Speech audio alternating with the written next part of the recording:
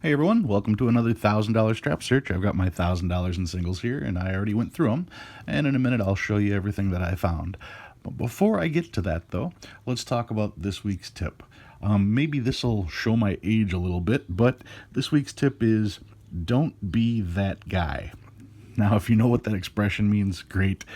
If not, don't be that guy. There is always one person at a business, or if you run a business or if you are an employee, there's always going to be one customer that comes in and just wreaks havoc on your entire day. Don't be that guy. And what I'm referring to is, well, at some point I do have to turn in all these singles. Just like at some point, if you guys are coin roll hunting, you do have to turn in all those coins. So be considerate as far as how you do that. I go through a great effort to not dump 1,000 singles on any one teller, because then that one teller will then have to count the 1,000 singles. If I had box upon box upon box of change that I had to dump, to take it all to one bank at one time would be kind of a pain. So what I do is I always break up my boxes into 3 or 4 different little buckets, and that way when I take in one bucket to each bank, it looks like I'm just turning in change that I saved. That's a way to not be that guy. You want to be remembered, but you want to be remembered in a good way. That way, if they find something, they'll remember you and want you to have it, rather than you going in with a 5-gallon pail of pennies and wanting them to take it back just so you can buy 4 more boxes of pennies. Then you're going to be that guy. So don't be that guy. All right. I'm going to get these out of the way. Let's take a look at what I found. I got some interesting stuff. I'm going to start with this entire stack, because this entire stack is all pretty new, pretty much uncirculated. There is a little bit of a whoop-de-doo there in the middle, but they are still all together. They are all 2017 Star Notes, and they are in order. These came out of one particular strap, and if I was to fan through these, you'll see they're all stars, they're all crisp, they're all in order. Now, odds are these came from a full strap of Star Notes, and the bank teller simply broke up that strap so that each person that got a strap would only get so many brand new bills. I've mentioned in the past how hard brand new bills are to handle. But this entire group here probably came from a full strap of stars that the teller broke up into 4 or 5 small stacks to put in so that no one would get stuck with them. By knowing that, I can pretty much guarantee these are not going to be rares. Usually the rares are not an entire strap of rares. The more common ones, the ones that have a 3.2 million print run, those are usually the ones that'll come in a full strap. The rares are usually the replacement notes for individual mistakes. Those are the ones that you're going to find being worth a lot more money. But I did find all of those stars, and I will run them. I will. I'll put them with my other stars, and we'll see what happens there. All right, so for my regular finds, did get some interesting stuff. First thing, I did find an interesting stamp on a bill. This one is a $1 bill with George Washington saying, "I grew hemp." When you think that someone had to go through the trouble to make that stamp and then go through the effort of actually stamping it on bills, that's pretty funny. I saw that and I had to pull it. I'm not keeping it. I just found it and I wanted to show it. I'm just easily amused. What can I say? Next up, we've got a couple trinaries. This is all 5s, 6s, and 7s. So this one, if I remember right, yes it is. 6-5, 6-5, 6-5, 7-5. So it is an alternator on the 5s. So close to being an incredible repeater at 65s. But still a trinary, still an alternator, and in really good condition as well. This one is also a trinary, 2s, 4s, and 5s on this particular note. Decent shape. And let's see here. This one is a trinary, 0s, 1s, and 6s. Another trinary, 3s, 4s, and 5s. And another, well, this one's quads. This one is quad zeros, and it starts with a 0, so you're talking 5 of a kind on this particular bill. Another quads, 4 5s in a row on this particular one. This one ends in 4 7s. Crisp note. And then the regular stars that I found. Now these there's a chance of some of these being rare. This one's in really nice shape. This one is also, if I remember right, these are probably not going to be rare because they're sequential. So once again, probably out of a stack like that.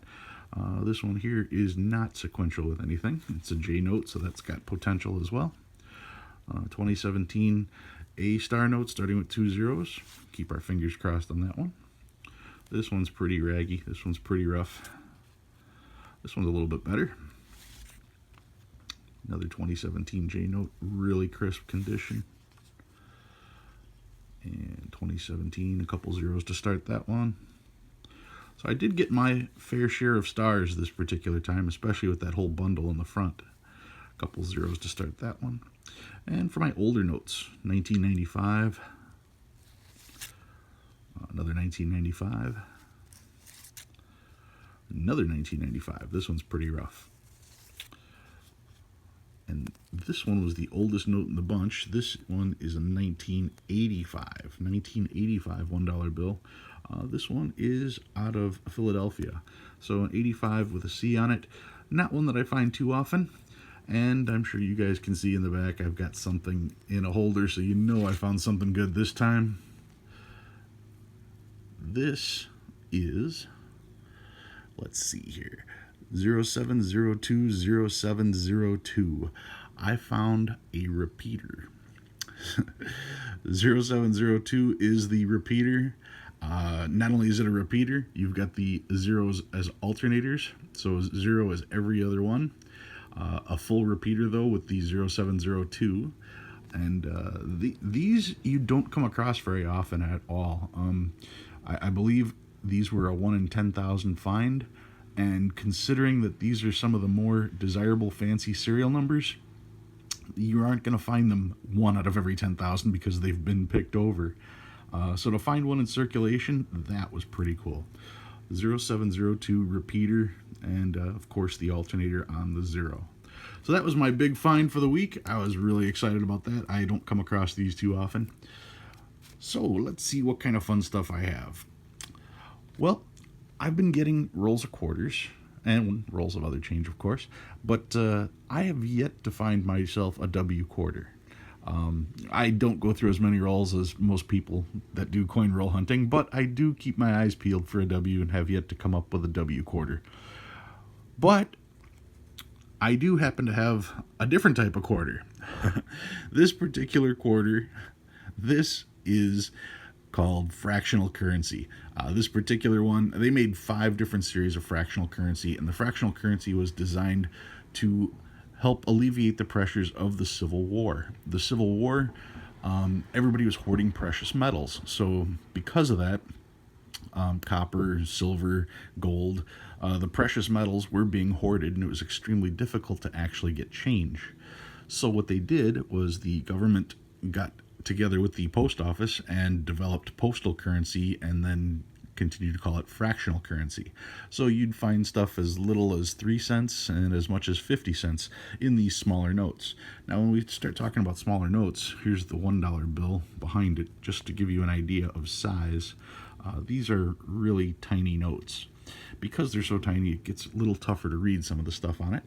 But this particular one is out of the 5th series. They made 5 series, so this one isn't actually from the Civil War anymore. It is a result of the Civil War.